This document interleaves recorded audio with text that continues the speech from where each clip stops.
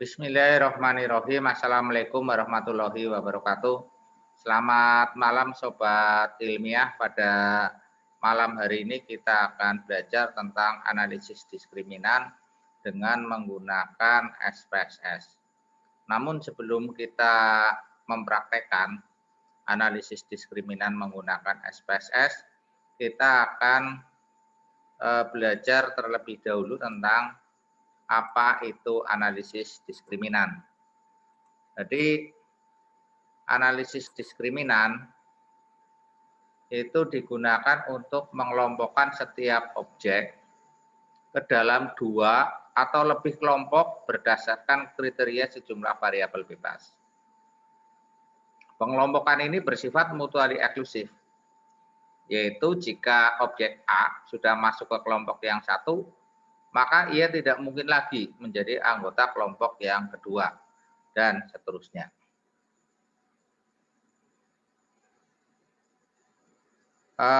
Perbedaan antara analisis diskriminan dan analisis multidiskriminan adalah sebagai berikut. Diskriminan analisis adalah teknik untuk menganalisis data di mana variabel tergantung adalah variabel kategori, sedangkan variabel bebasnya bukan merupakan variabel kategori.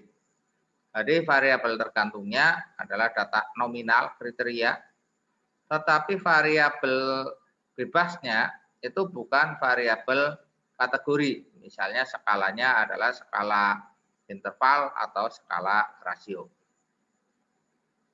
Jika dependen variabel hanya dua kategori, maka disebut dengan diskriminan analisis.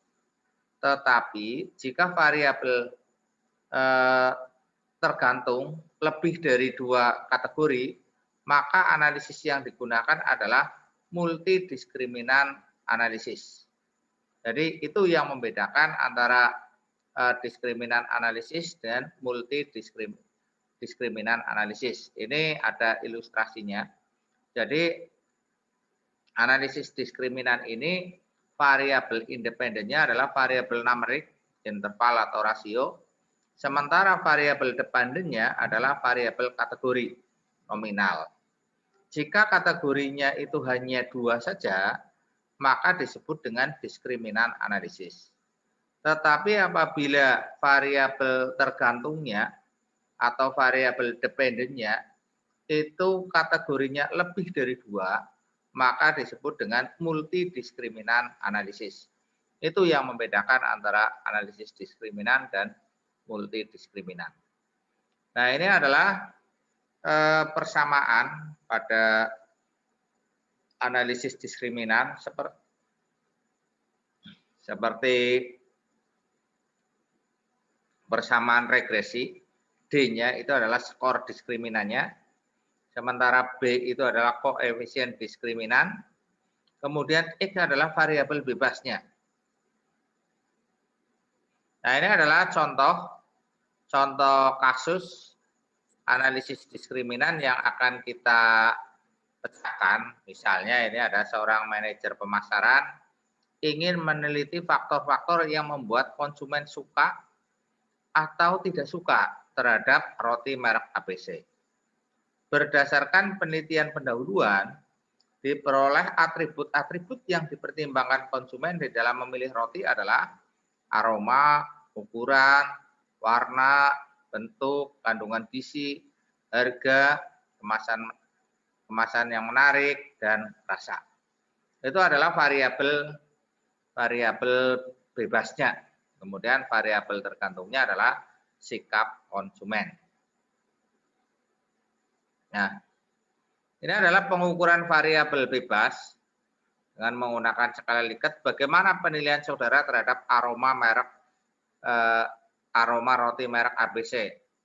Sangat harum, skornya 5, harum 4, netral 3, kurang harum 2, tidak harum 1. Kemudian ini adalah pengukuran untuk variabel tergantungnya, variabel dependennya yang berupa kategori, yaitu tidak suka dan suka. Kalau tidak suka itu notasinya adalah 0, sementara yang suka notasinya adalah 1 atau sebaliknya. Ya, terserah saudara. Nah, ini kita akan mencoba untuk melakukan analisis dengan menggunakan SPSS. Datanya saya buka terlebih dahulu. Ini datanya saya buka. Nah, ini datanya sudah saya buka. Ini ada nama, kemudian ini adalah variabel bebasnya, aroma, ukuran, warna, bentuk, gizi, harga, kemasan, rasa, dan sikap. Sikap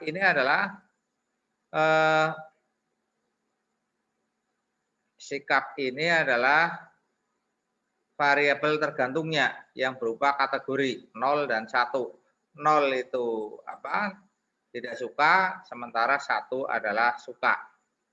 Nah, untuk melakukan analisis diskriminan, kita langkah-langkahnya adalah seperti ini, analisis, kemudian klasifik, ini ya, kemudian diskriminan. Nah, kemudian masukkan variabel sikap ini ke grouping variabel. Nah, di sini define ring-nya kita isi minimumnya adalah 0, maksimumnya adalah 1. Kenapa 0 dan 1? Karena kategorinya hanya 2. Tidak suka kategorinya 0, suka kategorinya adalah 1. Kemudian langkah yang berikutnya adalah ini continue, kemudian kita masukkan variabel bebasnya ke independen. Nah, sudah kita masukkan semua variabelnya ke independen. Kemudian yang berikutnya kita menggunakan metode stepwise. Jadi kita klik use stepwise, artinya satu demi satu dimasukkan ke dalam analisis nanti. Kemudian pada bagian statistik yang perlu kita munculkan nanti di output adalah pada bagian deskriptif minyak rata-ratanya biar nanti keluar. Kemudian univariat ANOVA-nya. Kemudian pada function kita gunakan menggunakan Fisher. Terserah nanti saudara bisa menggunakan yang unstandardized boleh, tapi ini kita gunakan yang Fisher. Kemudian yang berikutnya pada bagian method ini continue ya, continue. Kemudian pada bagian method ini kita yang perlu saudara klik adalah selisihnya menggunakan Mahalanobis. Ini pilihan saudara, terserah mau menggunakan metode, ada kelebihan dan kekurangannya masing-masing. Kemudian pada bagian kriteria di sini kita klik use probability plot supaya keluar nilai F-nya nanti. Kemudian continue. Kemudian pada bagian pada klasifik ini, pada klasifik, kemudian kita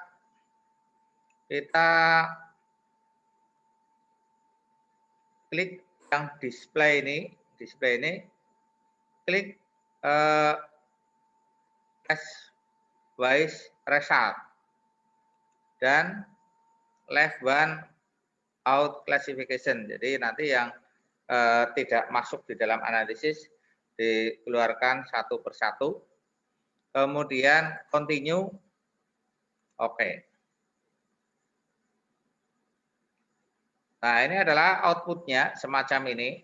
Ada beberapa output yang penting yang perlu kita analisis. Yang pertama adalah analisis case processing summary. Ini sudah saya pindahkan output ini ke dalam PowerPoint biar nanti saudara mudah di dalam memahaminya. Saya akan tampilkan saja yang ada di PowerPoint.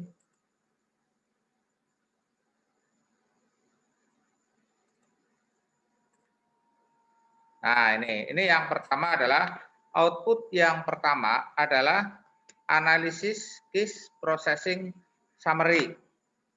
Ini jumlah pengamatannya adalah 150. Kemudian semuanya tidak ada yang missing, hilang, kurang, sehingga totalnya adalah 150 atau 100%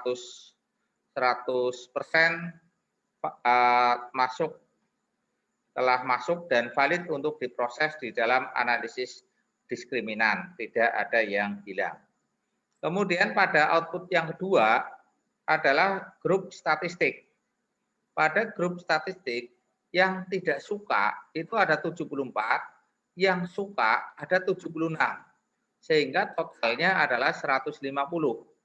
Ini adalah rata-rata, kalau yang ini adalah rata-rata penilaian terhadap aroma untuk kelompok yang suka, yang tidak suka. Kemudian yang bawah ini adalah rata-rata penilaian terhadap atribut aroma dari konsumen yang suka terhadap roti ABC. Jadi yang aroma itu lebih tinggi dibanding dengan yang suka, itu rata-ratanya lebih tinggi dibanding yang tidak suka, di mana tidak suka itu 3,85, sementara yang suka itu 3,91, lebih tinggi.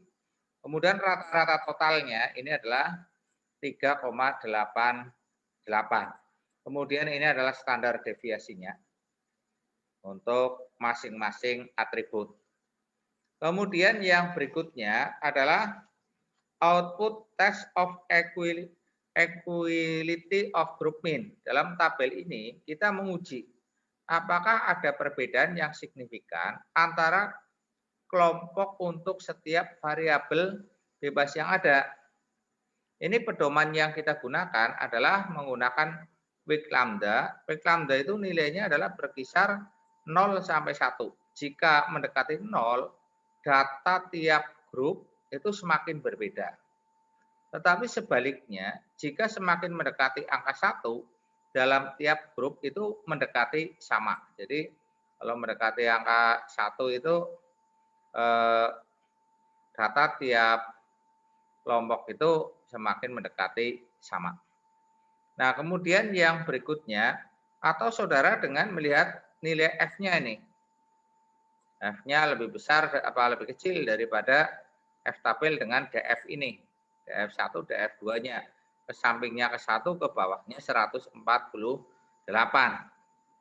Atau kita hanya melihat nilai sig-nya saja ini. Kalau kita melihat nilai sig-nya saja, yang signifikan itu hanya ada 3, yaitu kandungan gizi, harga, dan rasa, yaitu yang lebih kecil dari 0,05. Dengan demikian hanya ada 3 atribut yang dapat digunakan untuk membedakan antara konsumen yang suka dan konsumen yang tidak suka. Atribut yang lain dianggap sama lah, dianggap sama, tidak terdapat perbedaan antara penilaian responden antara yang suka dengan yang tidak suka. Kemudian yang berikutnya adalah output variable enter or remove.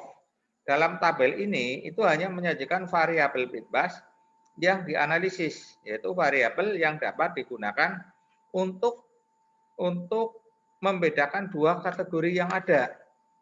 Berdasarkan ini terlihat hanya 2 variabel saja, yaitu rasa dan harga. Variabel rasa dan harga.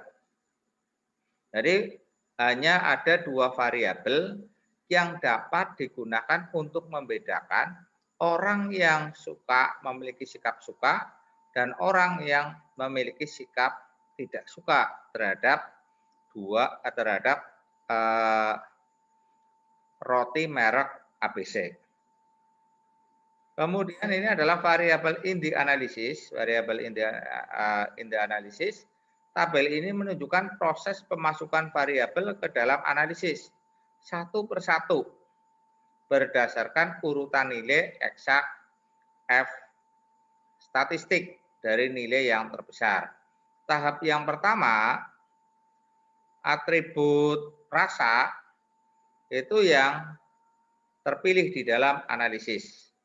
Kemudian tahap yang kedua, atribut harga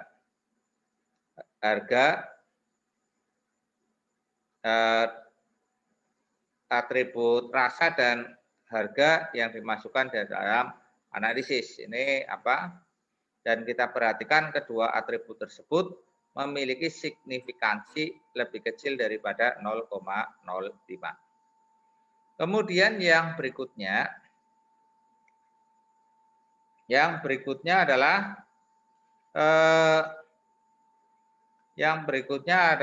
untuk agent value. Ini agent value. Tabel agent value menunjukkan besarnya angka canonical correlation. Di sini angka canonical correlation-nya adalah 0,304 setara dengan multiple correlation atau R di dalam regresi, sehingga besarnya square canonical correlation itu setara dengan koefisien determinasi atau R kuadrat di dalam regresi. Kalau ini ya berarti 0,304 dikuadratkan 0,304 dikalikan 0,304 atau sebesar 0,09. Hal ini berarti 9% varian dari variabel sikap dapat dijelaskan oleh model diskriminan yang terbentuk oleh dua atribut, yaitu tadi adalah rasa dan harga. Kemudian tabel berikutnya adalah weak lambda. Terlihat weak lambdanya adalah 0,767 atau sama dengan nilai chi-square 38,982 dengan DF2 signifikan pada 0,05. Ini terlihat tingkat signifikansinya adalah 0,000. Artinya terdapat perbedaan yang signifikan nyata antara nilai rata-rata skor diskriminan pada dua kelompok tersebut, yang tidak suka dan suka.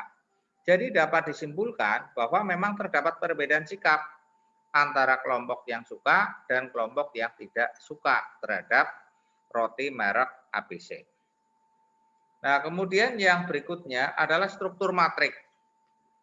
Struktur matrik ini terdapat nilai loading. Ini yang di sini ini adalah nilai loading. Besarnya nilai loading ya 0 sampai dengan 1 seperti korelasi. Ini menunjukkan kekuatan, loading ini menunjukkan besarnya kontribusi atau kekuatan setiap variabel untuk membentuk fungsi diskriminan. Dan ini ada dua atribut yang kuat untuk membentuk fungsi diskriminan, yaitu atribut rasa dengan loadingnya 0,873, kemudian harga dengan loadingnya 0,803. Kemudian yang berikutnya itu ada function group centroid. Function group centroid ini digunakan untuk menentukan nilai cutoff, yaitu merupakan nilai batas di mana nilai prediksi berdasarkan diskriminan itu dimasukkan ke kategori pertama, tidak suka atau tidak suka. Bagaimana cara menghitung cut-off-nya? Kita hitung rata-ratanya di ini. Rata-rata dari tidak suka ditambah dengan suka bagi 2. Apabila kategori antara yang suka dan tidak suka itu sama. Tetapi kalau tidak sama ya harus dihitung rata-rata secara tertimbang. Nanti kita jelaskan. Kemudian yang berikutnya ini ada tabel classification fungsi centroid. Ini adalah pada tabel ini menunjukkan persamaan diskriminan yang terbentuk pada konsumen yang memiliki sikap tidak suka dan konsumen yang suka terhadap roti merek ABC. Jadi untuk yang tidak suka, maka persamaannya adalah Y itu ya, Y tidak suka negatif 17,133 plus 4,987 X 1 rasa, kemudian plus 6,237 harga. Sementara untuk yang persamaan yang kedua, untuk Y yang suka, persamaannya adalah negatif 23,973 plus 6,115 rasa plus 7,236 harga. Nah, itu persamaan yang terbentuk dari persamaan diskriminan tersebut. Kemudian yang berikutnya, ini ada classification result. Tabel ini digunakan untuk mengetahui tingkat ketepatan dan stabilitas model diskriminan yang terbentuk. Ini digunakan untuk uji ketepatan. Ketepatannya berapa ini? Kita lihat 6, yang berarti antara yang original dengan prediksinya sama itu ada 67 yang tadinya tidak suka, berdasarkan prediksinya juga tidak suka, berarti kan sama ini.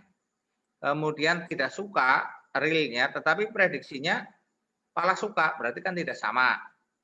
Realnya originalnya suka, tetapi kalau berdasarkan prediksi, itu prediksi diskriminan itu tidak suka, kan tidak sama. Kemudian originalnya suka, kemudian prediksinya juga suka, berarti yang sama ini 63 plus 52. Jadi 115.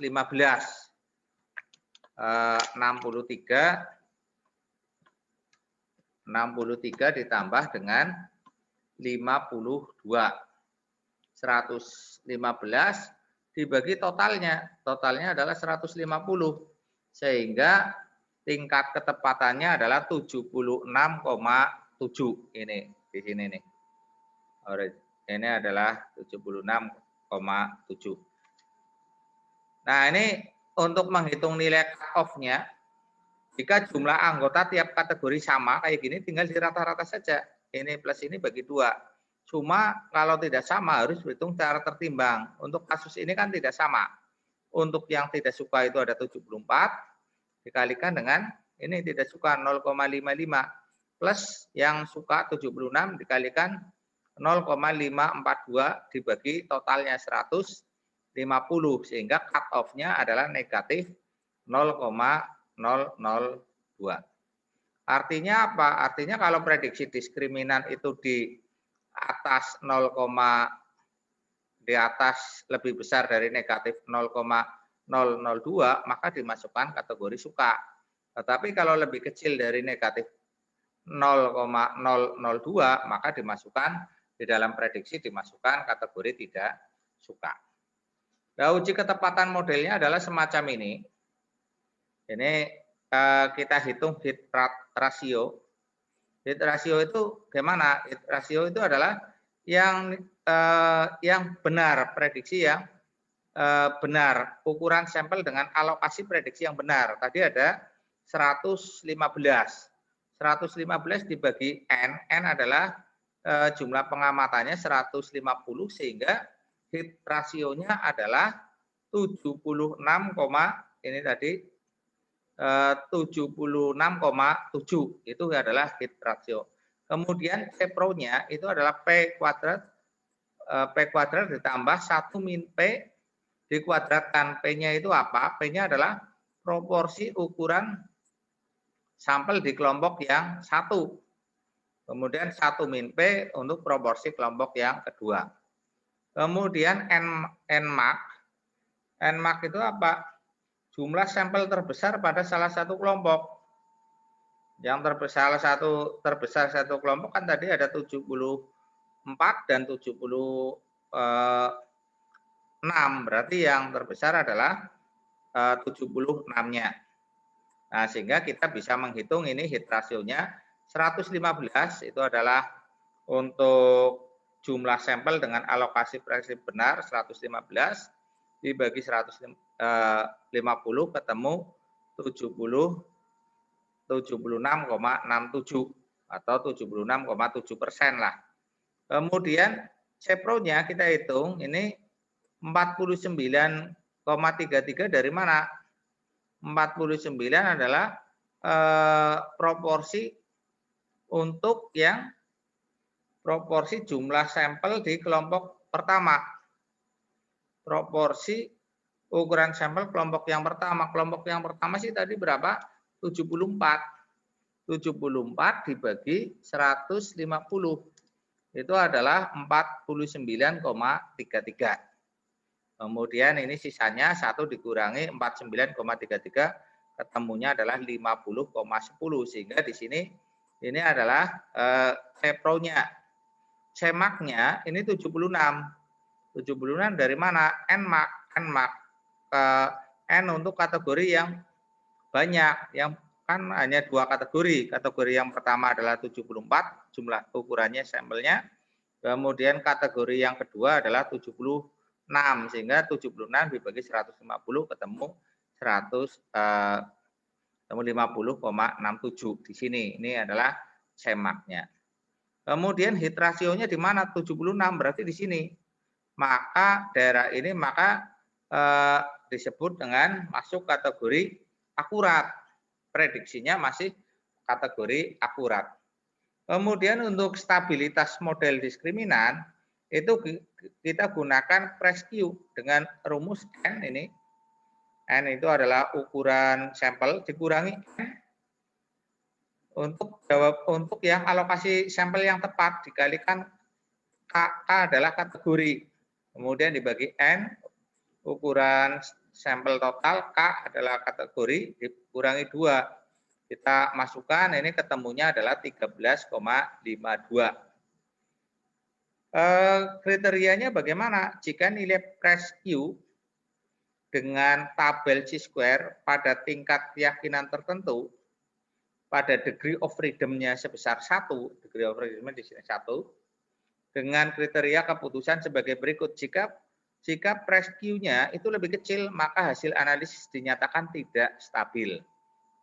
Nah ini perhitungan kita ini adalah ini Presque-nya adalah 13,52 sementara nilai chi-square-nya dengan derajat bebas 1 kemudian alfanya 0,01 itu adalah 6,63 sehingga Presque-nya lebih besar daripada chi-square tabel sehingga dapat dinyatakan bahwa model diskriminan yang terbentuk dinyatakan stabil. Nah, begitulah analisis diskriminan yang kita pelajari pada malam hari ini. Terima kasih atas perhatiannya. Mudah-mudahan bermanfaat. Wassalamualaikum warahmatullahi wabarakatuh.